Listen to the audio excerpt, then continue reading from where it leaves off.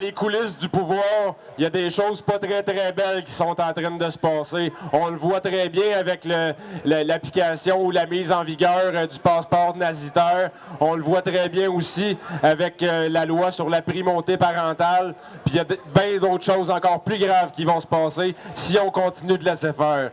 Donc il faut continuer à se lever, continuer à manifester à tous les jours dans toutes nos actions, quand on va magasiner, quand on va acheter. Aujourd'hui, je fais partie des organisateurs de l'événement qui a été, on va dire, annoncé par Isabelle Cathy. Le titre de l'événement, c'est « Tous unis dans nos différences ». Donc, on est ici justement pour, se manifester pour ce qui se passe présentement au Québec, tout comme partout à travers le monde, concernant le passeport vaccinal, la vaccination, le couvre-feu, le port du masque, là, toutes ces mesures-là qui, selon moi, sont des démesures. Le COVID, SARS-CoV-2 existe, j'en suis conscient. Je ne suis pas un inconscient. Je sais qu'il y a des gens qui ont des risques pour leur santé. Mais reste que, selon moi, derrière tout ça se cache quelque chose de bien plus grave. Dans les coulisses du pouvoir, de nos dirigeants, sont en train de se servir de cette crise-là pour tenter, on va dire, d'instaurer des mesures liberticides qui mettent en danger notre liberté et l'avenir de nos enfants. Je crois que c'est très important qu'on manifeste pour défendre notre liberté, de ne pas laisser ces dirigeants-là faire ce qu'ils veulent de nous, là. J'invite les gens à se lever, j'invite les gens de commencer à prendre confiance en eux, d'arrêter d'être dans la peur et puis d'écouter, on va dire, d'autres médias, on va dire, indépendants, des médias de masse qui ne font que répéter le même narratif du gouvernement. Je pense qu'il serait important aussi d'avoir un débat public. J'ai milité, j'ai manifesté longtemps devant les bureaux de Radio-Canada. L'année passée, on a fait 2 semaines consécutives pour exiger un débat public en direct à Radio-Canada avec des experts des deux côtés. On a besoin de débats comme ça ici au Québec.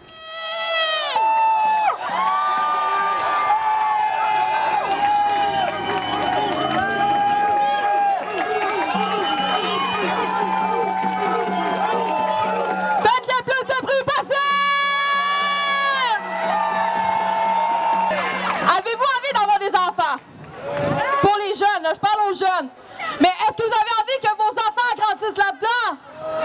Ça, c'est non!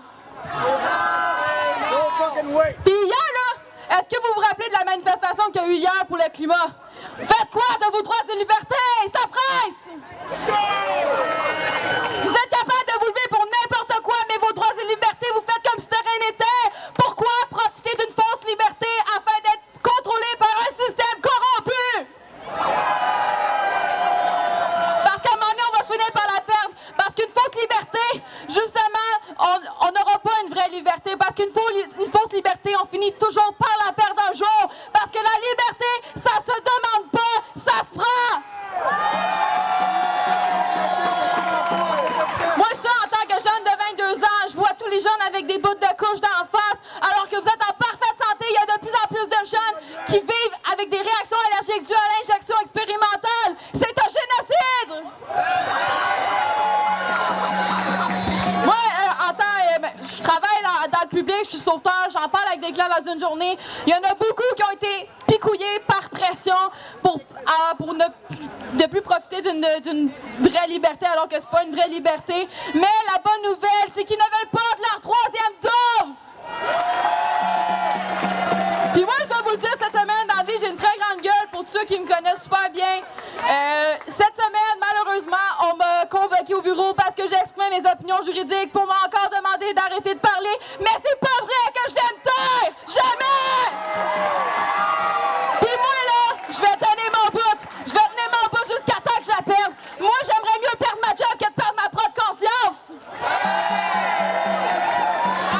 Vous vous en rappelez, les jeunes en 2012 avaient été capables de vous lever pour vos études. Pour vos études.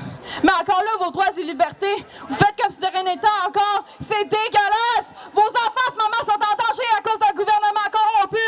Est-ce que vous avez envie que vos enfants soient picouillés pour demander votre consentement? Est-ce que c'est ça que vous voulez? Puis moi, j'étais animatrice l'année passée. Puis cet été, j'ai lâché mon mon travail d'animatrice pour mes convictions. Puis encore là, on m'a encore dénoncé parce que j'exprime mes opinions juridiques, puis que j'assiste des manifestations. Puis on m'a demandé encore d'arrêter de parler, puis même de supprimer qu'est-ce que j'avais dit, puis de respecter les mesures sanitaires. Puis si je les respectais pas, ben on te prendra pas pour l'été. Parfait. Moi, je vais être honnête, je n'ai jamais rêvé